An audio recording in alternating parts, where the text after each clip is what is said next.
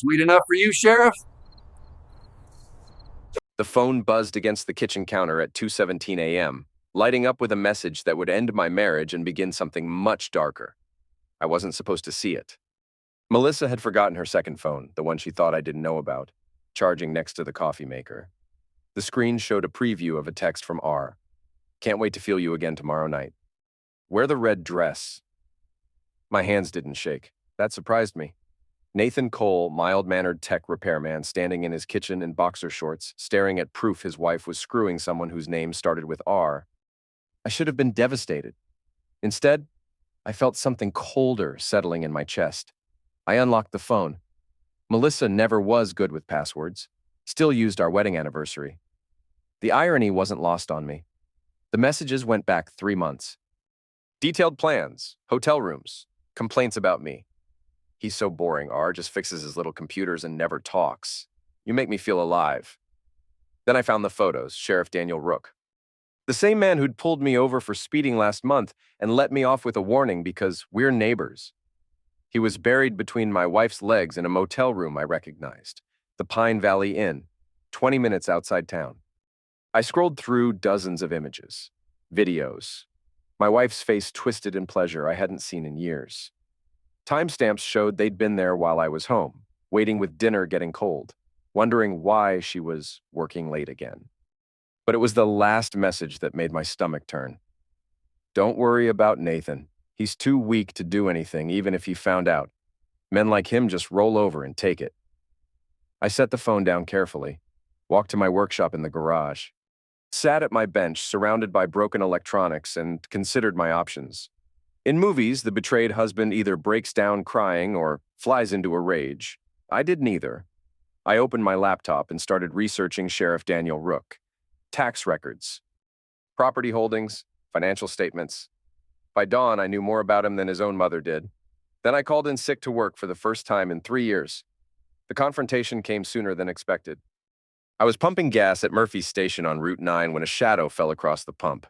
Big guy, 6'4", wearing a denim jacket despite the Arizona heat, face like a catcher's mitt, and hands that had seen serious work.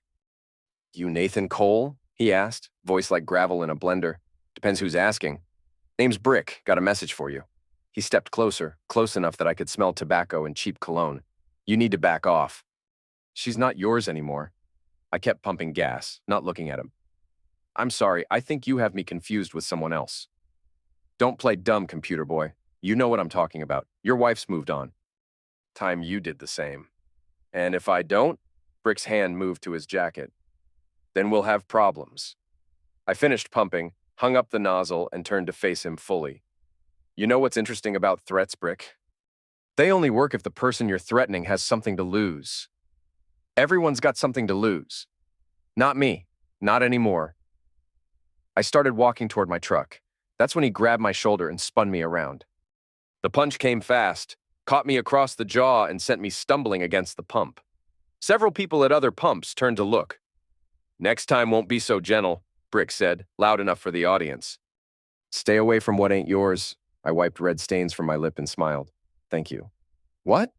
You just gave me everything I needed. Brick looked confused as I climbed into my truck and drove away. In the rearview mirror, I watched him standing there, probably wondering what the I meant. He'd find out soon enough. Cody Lang lived in a single-wide trailer 15 miles outside town, surrounded by desert scrub and the kind of silence that came from being truly alone. We'd been friends since high school, but that was before the Middle East changed him. Before he came back with scars on the outside and something broken on the inside. I knocked on his door at sunset. It took 5 minutes before he answered, holding a beer in one hand and a pistol in the other. Nathan? Jesus. What happened to your face? Can I come in? He stepped aside, and I entered his world. Sparse furniture, clean surfaces, everything organized with military precision. Maps on the walls, books about tactics and survival. The smell of Magnum oil and loneliness. Haven't seen you in 2 years, Cody said, setting the pistol on a side table. What brings you out to paradise? I need help. What kind of help? I told him everything. About Melissa, about Rook, about Brick and the gas station. Cody listened without interruption, his face growing darker with each detail. So, what do you want to do about it? He asked when I finished. I want them gone, not dead, gone. I want them to lose everything that matters to them the same way they took everything from me. Cody was quiet for a long moment. Then he stood up and walked to a tool cabinet in the corner. You ever done this before? No. He pulled out a .357 Magnum Colt, checked the cylinder, and handed it to me. The weight surprised me. Solid, purposeful, heavy with potential. First rule of warfare, Cody said, is know your enemy. Second rule is be prepared for anything. You want to play with the big boys, you need to understand the rules. I'm not looking to end anyone. Maybe not. But they might be looking to end you. Especially if you start making them uncomfortable. He gestured toward the door. Come on, let's see what you're made of. We spent the next 3 hours in his backyard practicing target fire. The Magnum kicked like a mule and made my ears ring despite the protection. But by the end of the session, I could hit a beer can at 20 yards. You're a natural, Cody said as we cleaned up. Question is, what are you planning to do with this new skill? I'm going to introduce myself properly. When? Tomorrow night. They're meeting at Romano's for dinner. Cody studied my face. You sure about this? Once you cross this line, there's no going back. I crossed a line the moment I found out my wife was sleeping with another man in a motel room while I waited at home with dinner. I tucked the Magnum into my waistband. Now, I'm just evening the score. Romano's was busy for a Thursday night. I sat at the bar nursing a beer and watching the entrance until they arrived. Melissa wore the red dress, the one I'd bought her for our anniversary 2 years ago. She looked radiant, laughing at something Rook said as he held the door for her. They were seated in a corner booth, intimate and cozy. I waited until they'd ordered drinks before making my move. Evening, folks, I said, sliding into the booth next to Melissa. She jumped like she'd been electrocuted. Nathan, what are you— Quiet, honey. Daddy's talking. I looked across the table at Rook, who was already reaching for something inside his jacket. I wouldn't do that if I were you, Sheriff. You need to leave, Rook said, his voice steady but his eyes showing the first hint of concern. This is a private dinner. Is it? Because from where I'm sitting, it looks like my wife is on a date with another man. I reached under the table and let my hand rest on the Magnum's grip. That seems like something a husband should be concerned about. Melissa's face had gone white. Nathan, please, we can talk about this at home. No, I think we'll talk about it right here, right now. I leaned forward slightly, keeping my voice conversational. See, I've been doing some research, Sheriff. Amazing what you can find in public records if you know where to look. Rook's jaw tightened. What are you talking about? Property seizures, asset forfeitures. Amazing how much money the sheriff's department has been bringing in lately. And how much of it seems to find its way into your personal accounts. You don't know what you're talking about, don't I? I smiled, letting my hand move closer to the tool. You know what I love about Colts, Sheriff? No safety switch. Like me, right now. I let that sink in. Your balls are in a very uncomfortable place right now. The color drained from Rook's face. Around us, other diners continued eating and talking, oblivious to the drama playing out in the corner booth. I turned to Melissa. You were supposed to be the loyal one. You remember those vows? For better or worse? Sickness and health? Well, darling, things are about to get much worse. Nathan, stop, she whispered. People are watching. Let them watch. I want them to see what happens when you cross a man who fixes things. Because what I fix best— I leaned closer, my voice dropping to barely above a whisper— is endings. I stood up, straightening my jacket. Leave now, Sheriff, and you'll only lose your job and your reputation. Stay in my town, keep seeing my wife, and I'll dismantle your life piece by piece. Rook's hand was still inside his jacket, but he hadn't drawn whatever he was carrying. Smart man. This isn't over, he said through gritted teeth. No, I agreed. It's just beginning. I walked out of the restaurant, leaving my beer unfinished and my marriage officially dead. In the parking lot, I sat in my truck for 10 minutes, watching through the windows as they argued. Finally, Rook threw money on the table and stormed out.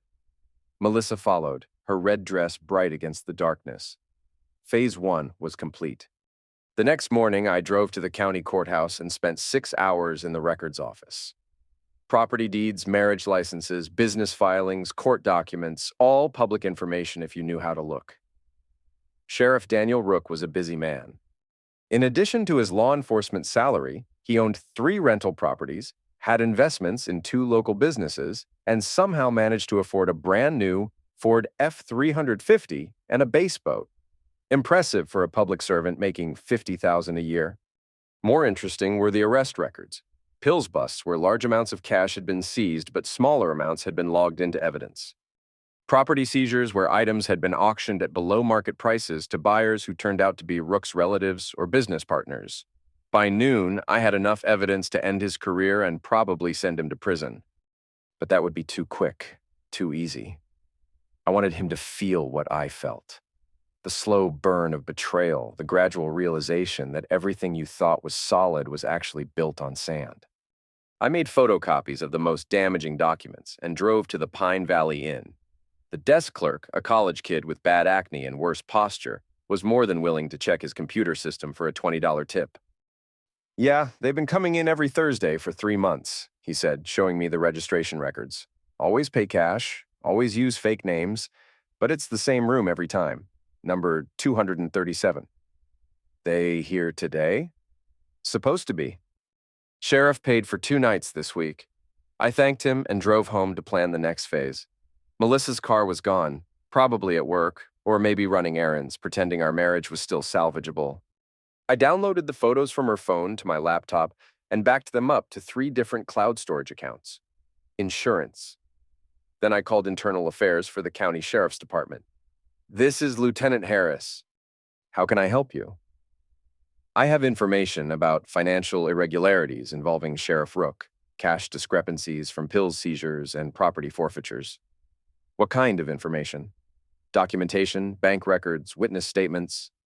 "The works." There was a pause. "Can you come in tomorrow morning, say 9 o'clock? "I'll be there." I hung up and smiled. Rook thought he was dealing with a weak, passive husband. He was about to learn the difference between weak and patient. Brick found me first. I was leaving the hardware store with supplies for my next project when he stepped out from behind a pickup truck. This time, he wasn't alone. 2 other guys, both built like construction workers, flanked him on either side. "Thought I told you to back off," Brick said, cracking his knuckles. "You did. I chose not to listen." "Bad choice. They came at me in the parking lot, in broad daylight like they owned the town. Maybe they did. Maybe Rook had enough local muscle on his payroll that he figured I'd just disappear and no one would ask questions. The first punch broke my nose. The second cracked a rib. "Next time we won't be so nice," Brick said as they walked away. I lay there for 5 minutes, letting other customers help me to my feet and ask if I needed an ambulance. I said no, thanked them, and drove straight to Cody's trailer. "Jesus Christ," he said when he saw me. "What happened?" Phase 2. He cleaned my cuts and taped my ribs while I explained my plan. When I finished, Cody was grinning like a wolf. "You want me to what now?" "Help me send a message they'll understand." "Nathan, what you're talking about is kidnapping." "No, what I'm talking about is having a conversation. A very persuasive conversation." Cody looked at me for a long moment. "You know there's no coming back from this, right? You do this, you're not the same man anymore." Good. The old man was weak. 3 days later, we grabbed Brick outside a bar on the outskirts of town. Cody disabled his truck while I approached him with the Magnum drawn. "Get in," I said, pointing to my pickup. "Screw you." I put a round into his front tire. "Get in, or the next one goes into your kneecap."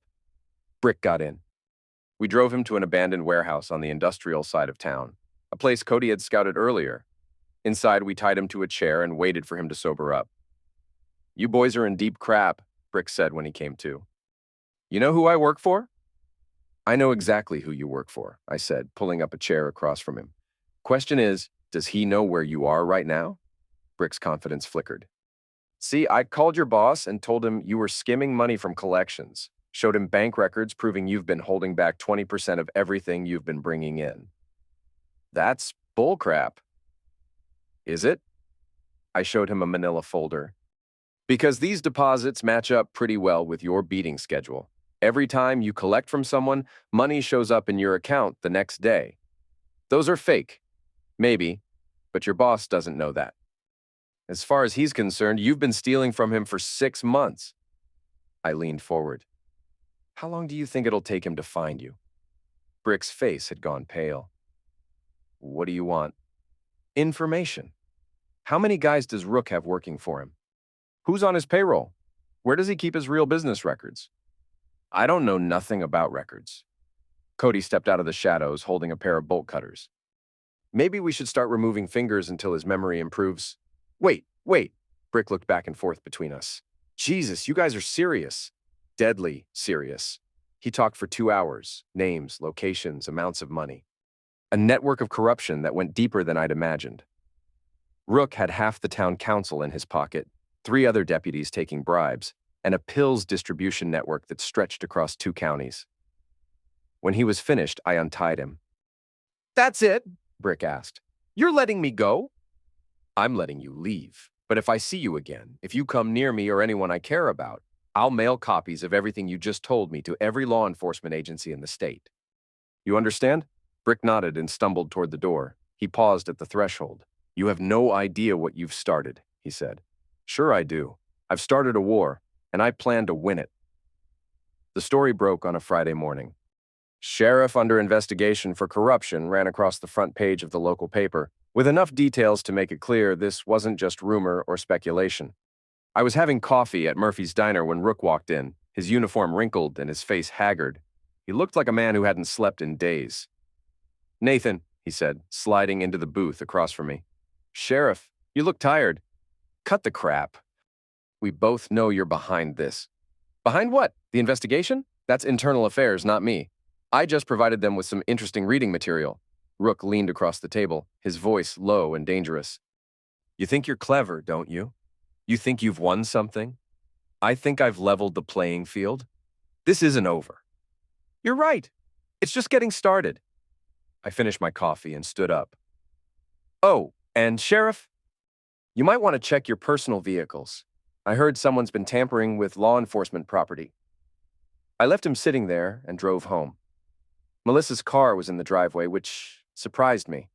She'd been staying at her sister's house since the restaurant incident. I found her in the kitchen, packing dishes into boxes.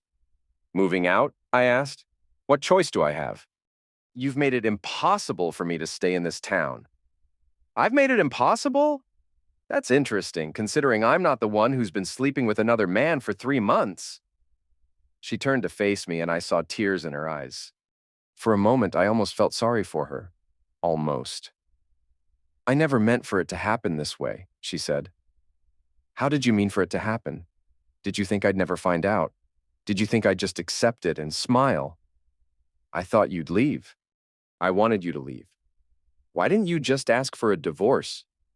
Because... She stopped, looking away. Because you wanted to have your cake and eat it too. Keep the house, keep the security, keep the marriage, and sleep with whoever you wanted on the side. It wasn't like that, wasn't it? I opened my laptop and turned the screen toward her. Because these photos say otherwise. She looked at the images of herself with Rook and covered her face with her hands. Where did you get those? Your phone, the one you forgot to hide from your boring, weak husband. Nathan, please.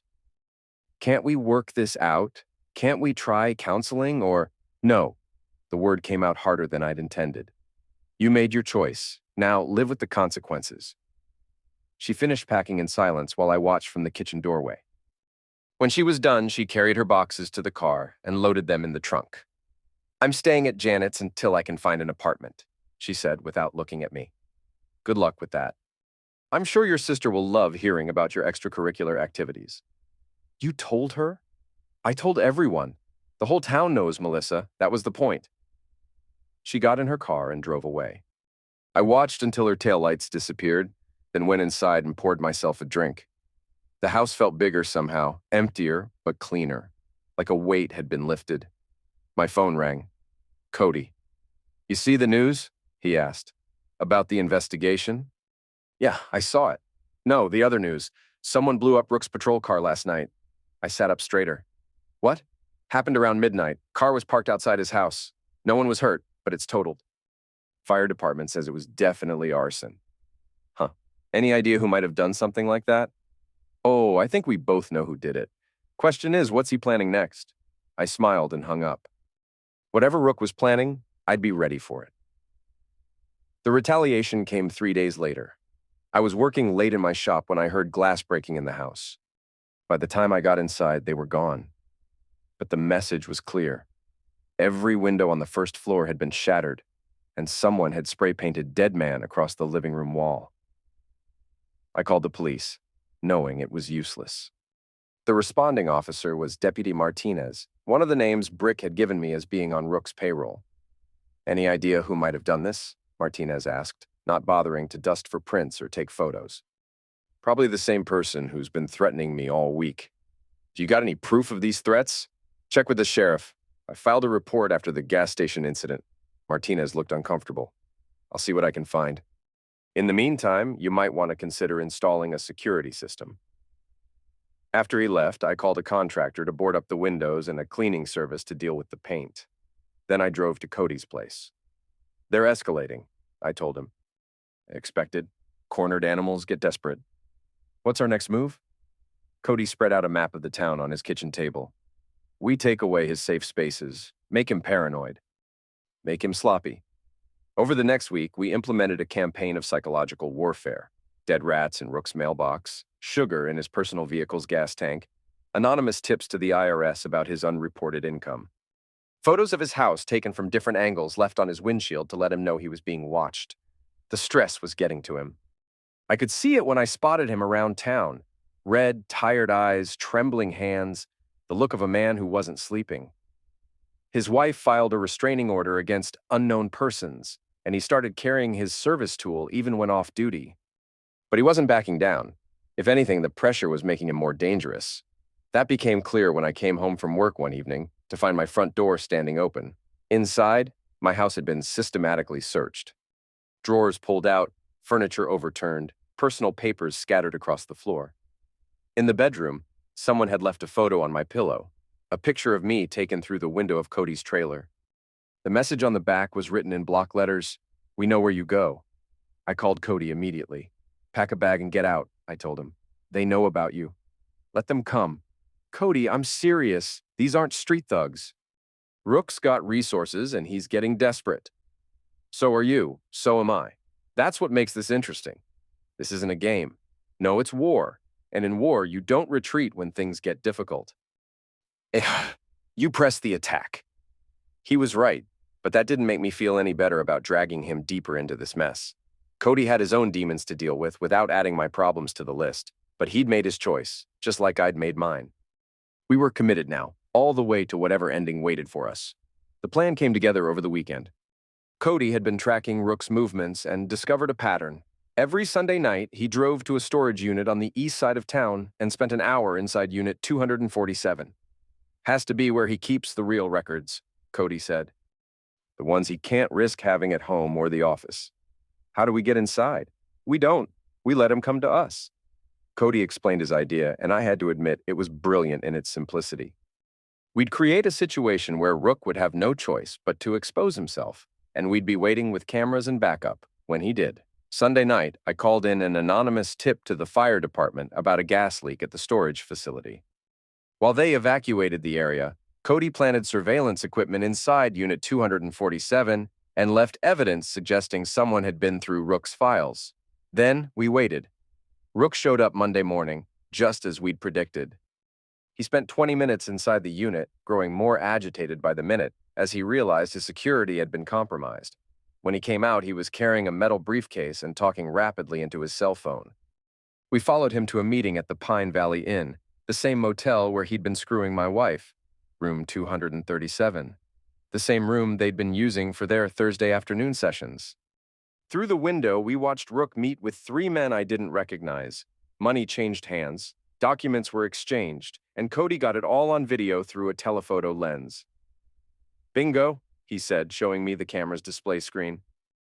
"Pills money, falsified evidence logs, and enough corruption to put him away for 20 years. What now? Now we make copies and send them everywhere. FBI, DEA, state police, internal affairs, local media. Cast the net wide enough, and even Rook's connections won't be able to make this disappear." But as we prepared to leave, Rook came out of the motel room alone. He looked directly at our car, smiled, and waved. Crap, Cody muttered. He knows we're here. How is that possible? Either we got sloppy or he's smarter than we gave him credit for. Rook got in his truck and drove away, leaving us sitting in the parking lot with evidence that might or might not be enough to bring him down. What do you think? I asked. I think we just walked into a trap. As if to confirm his words, two sheriff's department vehicles pulled into the parking lot behind us, blocking our exit. Deputy Martinez got out of one car, and Deputy Wilson got out of the other. Both had their hands on their tools. Nathan Cole, Cody Lang, step out of the vehicle, Martinez called out. We looked at each other. You trust me? Cody asked. With my life. Then hold on tight. Cody threw the car in reverse and floored it, ramming through the space between the two patrol cars. Sparks flew as metal scraped against metal, but we broke through and peeled out onto the main road. Where are we going? I asked as Cody took a hard right onto a side street. Somewhere they won't follow. Where's that? Into the desert. Time to disappear for a while. We ditched the car at an abandoned mine shaft 20 miles outside town and hiked deeper into the desert. Cody had a cache of supplies hidden in a cave system he'd discovered during one of his solitary wandering phases. Food, water, sleeping bags, ammunition, and a satellite phone. How long can we stay here? I asked as we settled in for the night. Long as we need to. Question is, what's your plan now? They know we have the evidence, but they can't be sure what we've done with it. I uploaded everything to multiple cloud storage accounts before we left town. Set up automatic releases if I don't check in every 48 hours. Cody grinned. Insurance. Insurance. Now we wait and see if Rook wants to play chicken with his career. We didn't have to wait long. The satellite phone rang at dawn. Nathan? This is Sheriff Rook. I think we need to talk. I'm listening. Not over the phone, face to face. Just you and me. Why would I agree to that? Because your wife is sitting in a holding cell right now, charged with accessory to arson and destruction of public property. Seems someone found evidence linking her to the bombing of my patrol car. A chill ran through me. That's impossible. She wasn't involved. Evidence says otherwise. Funny how evidence works. Sometimes it tells the truth, sometimes it tells the story you want it to tell. What do you want? Meet me at the old church on Canyon Road, tomorrow at midnight. Come alone and I'll consider dropping the charges against your wife. And if I don't, then Melissa goes to prison for 20 years and I'll make sure every day of those 20 years is very unpleasant for her. The line went dead. He's got Melissa, I told Cody. Could be bluffing. Could be, but I can't take that chance. Nathan, this is obviously a trap. I know, but she's still my wife, even if she is a cheating witch. I can't let her go to prison for something she didn't do. Cody studied my face. You're going to meet him. Yeah. Then I'm going with you. He said come alone. He also said he'd drop the charges, and we both know that's bull crap. This ends tomorrow night, one way or another. I spent the rest of the day thinking about how I'd gotten to this point. 6 months ago, I'd been a quiet man living a quiet life, fixing computers and coming home to a wife I thought loved me. Now I was hiding in a cave in the desert, planning a confrontation with a corrupt sheriff who held all the cards. But maybe not all the cards. I still had the evidence, and I still had Cody watching my back. And I still had the .357 Magnum tucked into my waistband, loaded and ready. Tomorrow night, we'd find out if that was enough. The old church on Canyon Road had been abandoned for 15 years, its roof partially collapsed and its windows long since shattered by vandals and weather.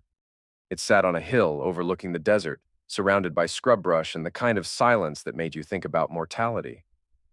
I arrived at 11:45, parking a quarter mile away and walking the rest of the distance. Cody was already in position on the ridge above the church, invisible in the darkness with his rifle and night vision scope. Rook's truck was parked behind the church. I could see a light inside, probably a flashlight or lantern. I checked my watch. 11:58.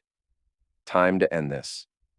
I walked through the front door of the church and found Rook standing at the altar, wearing civilian clothes instead of his uniform. He looked older than I remembered, more weathered. Nathan, thanks for coming. Where's my wife? Safe, for now. I want to see her. Not until we finish our business. Rook gestured to the broken pews around us. Appropriate setting, don't you think? A place where people used to come to confess their sins. I'm not here to confess anything. No, you should be. Arson, attack, maltreatment, extortion. You've been busy. Not as busy as you. How many people have you had ended over the years, Rook? How much money have you stolen? How many lives have you destroyed? I've done what I had to do to survive in a world that doesn't give a crap about people like me. Small town sheriff, 47 years old, no college degree, no prospects. You think I wanted to get mixed up with pill sellers and money laundering? Nobody forced you to become a criminal, didn't they? You think I make enough money on a sheriff's salary to support a family? Put my kids through college? Pay for my wife's medical bills when she got cancer? So you decided to steal it? I decided to take what I could get when I could get it. Same as everyone else in this freaking town. Not everyone. No, not everyone. Some people are content to live small, quiet lives, fixing other people's broken crap for minimum wage while their wives sleep with other men behind their backs. The words hit like a slap, but I kept my expression neutral. Is that supposed to hurt my feelings? It's supposed to make you understand that we're not that different. We both want things we can't have. We both do what we have to do to get them. The difference is, I don't prey on innocent people. Innocent people? Rook laughed. You think your wife is innocent? You think the people in this town are innocent? Everyone's got secrets, Nathan. Everyone's got dirt under their fingernails. Maybe, but not everyone uses their badge to cover it up. The badge is just a piece of metal. Power is what matters. And power means being willing to do things other people won't do.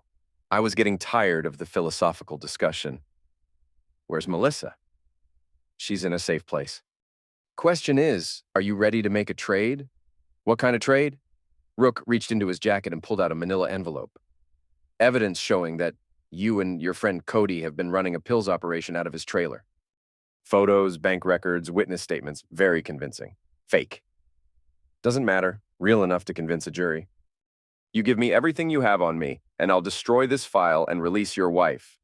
And if I don't, then you and Cody go to prison for pills selling, and Melissa goes down as an accessory to your bombing spree.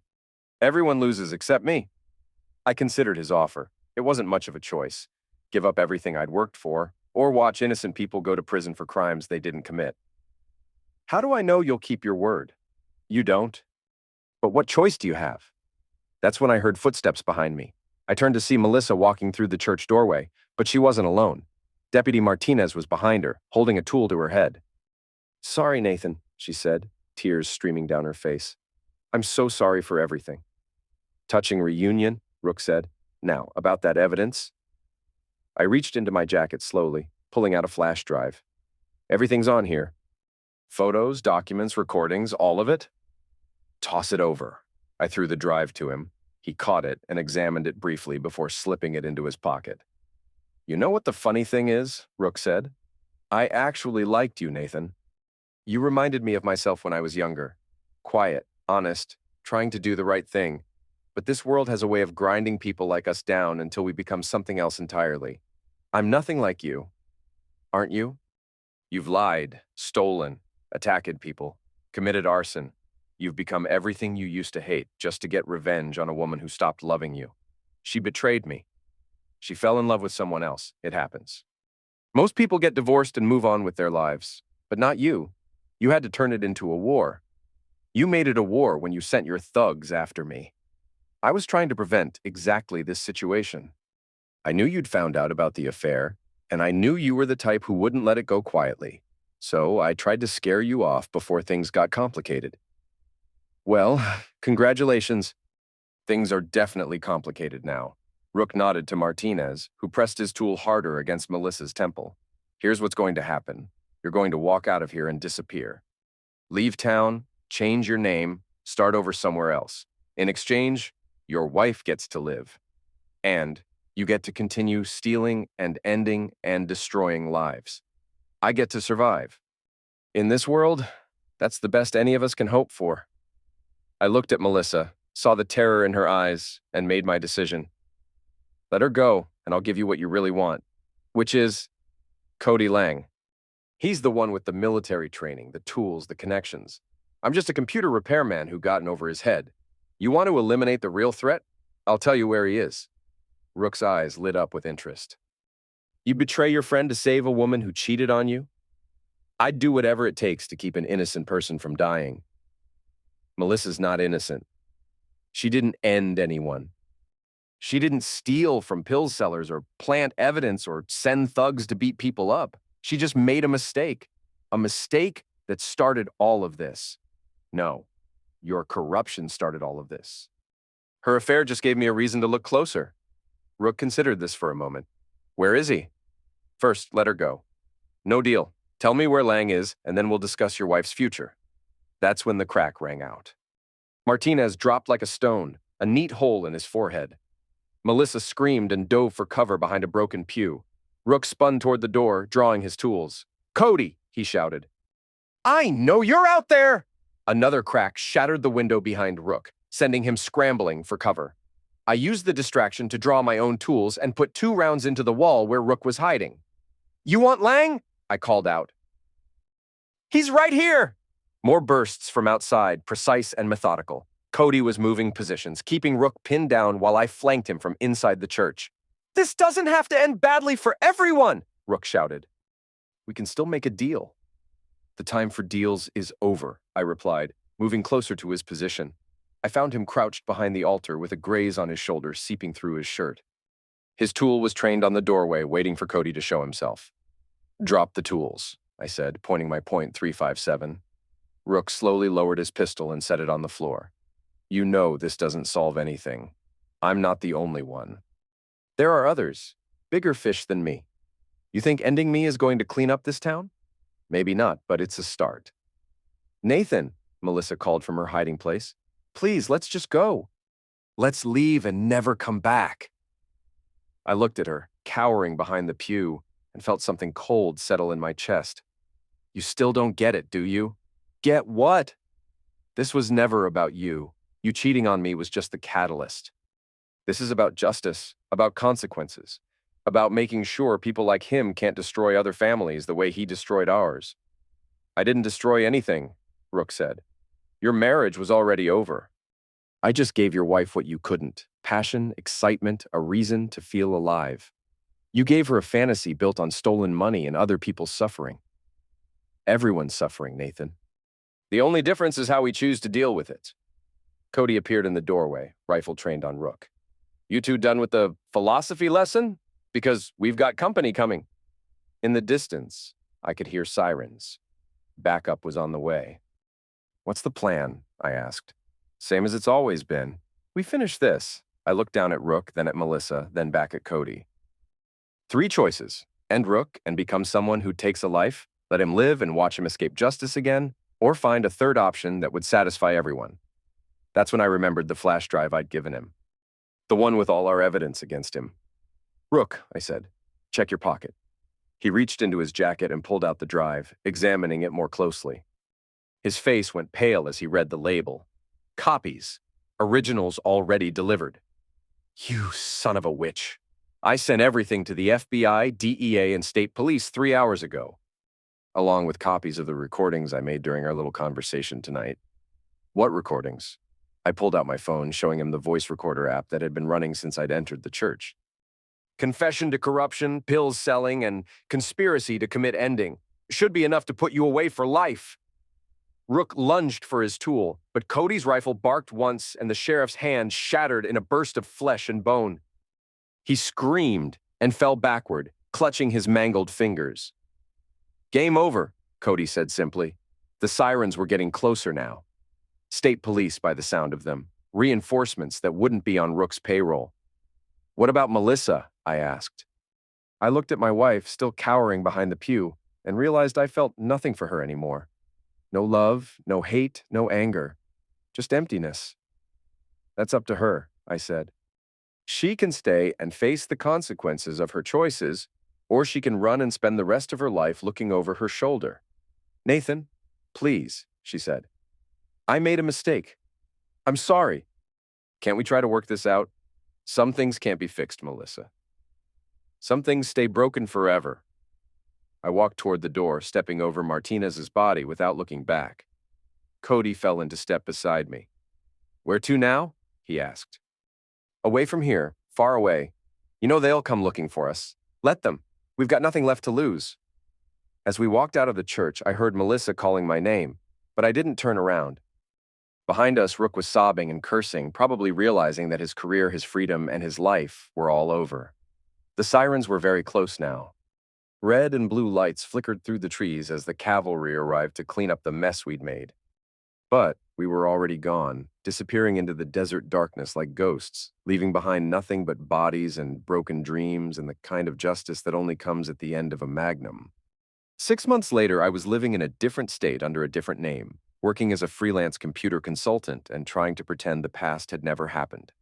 Cody had disappeared completely. No contact, no forwarding address, no trace. He'd become what he'd always been best at being: invisible. I'd been following the news from my old town through online sources. Rook had been convicted on 17 counts. He'd gotten 25 to life in federal prison. 3 other deputies had been arrested, along with half the town council and 2 county commissioners. Melissa had plea bargained her way out of serious jail time by testifying against Rook and his associates. She'd gotten 2 years probation and community service. Last I'd heard, she'd moved back in with her parents and was working as a cashier at a grocery store. Justice, of a sort. I'd convinced myself I was done with all of it, that I'd moved on and built a new life. But then the call came. "Nathan, this is Ava Monroe. I think we need to talk." I didn't recognize the name or the voice. "I'm sorry, who is this?" "I'm Daniel Rook's daughter. I know what you did to my father." A cold shiver ran through me. "I don't know what you're talking about." "Yes, you do, and I know where you are." The line went dead. I spent the next week looking over my shoulder, changing hotels every night, taking different routes to work, but she found me anyway. I was having coffee at a diner in Phoenix when she walked in. Mid-20s, auburn hair, green eyes that reminded me uncomfortably of her father. She slid into the booth across from me without invitation. "Hello, Nathan. What do you want?" "To thank you." That wasn't what I'd expected. "Excuse me?" My father was a monster. He destroyed my family, our reputation, everything we had. But he was also untouchable, too connected, too smart, too careful, until you came along. I'm not following. You did what the system couldn't do. You brought him down. You gave my mother and me a chance to rebuild our lives without his shadow hanging over us. I studied her face, looking for signs of deception or hidden agenda. So this isn't about revenge? Oh, it's absolutely about revenge. Just not the kind you're thinking. She reached into her purse and pulled out a manila envelope. "These are photos of your ex-wife with her new boyfriend." Turns out she has a type: married men in positions of authority. I looked at the photos without opening the envelope. "Why are you showing me this?" "Because I thought you should know that some people never learn. Some people never change. And some people deserve whatever consequences come their way." "What are you suggesting?" "I'm not suggesting anything. I'm just providing information." She stood up to leave, then paused. "Oh, and Nathan, if you ever decide to visit our old hometown again, you should know that there are people there who consider you a hero. People whose lives are better because of what you did." She walked away, leaving the envelope on the table. I sat there for 10 minutes before opening it. The photos showed Melissa with a man I recognized as Judge Harrison, the same judge who'd been lenient with several of Rook's associates over the years. They were coming out of the same motel, the Pine Valley Inn, looking guilty and satisfied. Some people never learned, but I had learned. I'd learned that revenge was a poison that consumed everything it touched. I'd learned that justice was a luxury most people couldn't afford, and I learned that sometimes the only way to win was to walk away and let other people destroy themselves. I tore up the photos and threw them in the trash. Then I paid for my coffee and walked out into the Arizona sunshine, leaving the past where it belonged, buried in the desert along with all the other things that couldn't be fixed. But as I drove away, I couldn't help smiling. Because somewhere out there, Melissa was making the same mistakes that had destroyed our marriage. And sooner or later, those mistakes would catch up with her again. Some people never learned. But this time, it wouldn't be my problem to solve. I had a new life now, a clean slate, a second chance. and I intended to make the most of it. The phone in my pocket buzzed with a text message from an unknown number. Check your email. A. I pulled over and opened my laptop. There was a message from an encrypted account with an attachment, a news article from my old hometown's newspaper. Local judge under investigation for ethics violations. The article detailed allegations that Judge Harrison had been accepting bribes and showing favoritism to certain defendants. Anonymous sources had provided investigators with evidence of financial irregularities and inappropriate relationships. I closed the laptop and laughed. Ava Monroe wasn't just Daniel Rook's daughter. She was her father's daughter. Smart, ruthless, and perfectly capable of taking care of business when the situation required it. Some apples didn't fall far from the tree, but sometimes that was exactly what the world needed. I started the car and drove toward the sunset, thinking about second chances and the price of justice and the strange way life had of balancing the scales when you least expected it. Behind me, the past was finally dead and buried. Ahead of me, the future was mine to write, and for the first time in years, I was looking forward to seeing how the story ended. 5 years later, the knock on my door came at sunset on a Tuesday evening. I was expecting a delivery, so I opened it without checking the peephole. Melissa stood on my porch, older and thinner than I remembered, wearing clothes that had seen better days. Her hair was shorter, streaked with gray, and there were lines around her eyes that hadn't been there before. "Hello, Nathan." "Melissa." I kept my voice neutral, professional. "What are you doing here?" "I need help." "With what?" "Everything. I've lost everything. My job, my apartment, my car. I have nowhere else to go." I looked at her for a long moment. This woman who had once been the center of my world, who had betrayed me and set in motion the chain of events that had destroyed so many lives. "I'm sorry to hear that," I said, "but I can't help you." "Nathan, please. I know I hurt you. I know I made terrible mistakes, but we were married for 8 years. That has to count for something. It does count for something. It counts as a lesson learned." "What's that supposed to mean?" "It means I know who you are now. I know what you're capable of. And I know that helping you would be the biggest mistake I could possibly make." Tears began forming in her eyes. "I've changed. I'm not the same person I was back then. Neither am I. Nathan, I'm desperate. I've been living in my car for 3 weeks. I haven't had a decent meal in days. I'll do anything." "Stop." I held up a hand. "Just stop. This conversation is over." I started to close the door, but she grabbed the edge of it. "You can't just turn me away. What happened to the man I married? The kind, gentle man who would never let someone suffer when he could help? He died the night he found out his wife was sleeping with another man. You ended him, Melissa. You and your boyfriend and all the lies that came after. What's standing here now is someone else entirely." "I don't believe that. I know you, Nathan. Deep down, you're still—" "Deep down, I'm exactly what you made me. Nothing more, nothing less." I closed the door and turned the deadbolt. She stood on the porch for another 10 minutes, knocking and calling my name, but I ignored her. Eventually, she gave up and walked away. Through the window, I watched her get into a rusted Honda Civic with a dented fender and drive away into the gathering darkness.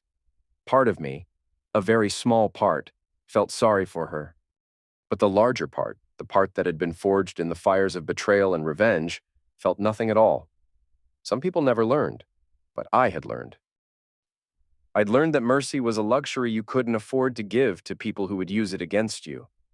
I'd learned that some bridges, once burned, could never be rebuilt. And I'd learned that sometimes the kindest thing you could do for someone was to let them face the consequences of their choices alone. My phone buzzed with a text message from Ava. "Saw the news about Judge Harrison's sentencing. 20 years federal prison. Thought you'd want to know." I smiled and deleted the message. Justice was a slow process, but it was thorough when it finally arrived. In the kitchen, I poured myself a glass of wine and stood at the window, looking out at the street where Melissa's car had been parked. The space was empty now, like it had never been there at all. That's when another car pulled up, a sleek black BMW with tinted windows. The driver's door opened, and a woman stepped out. Late 20s, blonde hair, confident stride. She looked up at my house, smiled, and started walking toward the front door. I opened it before she could knock. Nathan Cole? She asked.